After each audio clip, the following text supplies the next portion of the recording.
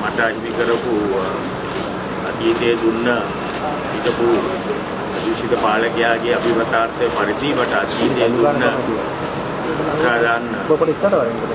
සාධාරණ නඩු තීන්දුව නිසා ඉතිවිච්ච දේවල් ඉල්ලලා ඒ වගේම මට හිමි කරපු පාර්ලිමේන්තු ආසනයේ ඉල්ලලා අපි පැත්තක් ඉස්පත් කරා අධ්‍යාපන අධිකරණයට ඒක විභාග කිරීම ආරම්භ කරා.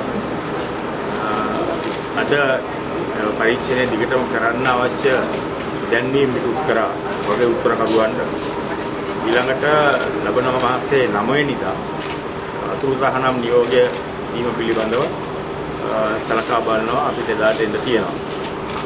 අධිකරණය ගැන අපිට විශ්වාසය තියෙනවා.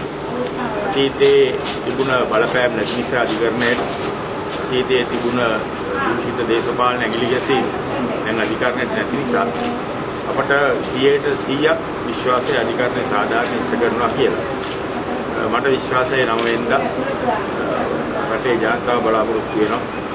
රට පුරාම ජනතාව මට ඡන්දය දුන්න ලක්ෂ ගණන් ජනතාව කොළඹ ජනතාව ඒගොල්ලෝගේ බලාපොරොත්තුව ඉෂ්ට වෙලා සාධාරණය 9 වෙනිදා ඉෂ්ට වෙනවා කියලා අපිට විශ්වාසයි.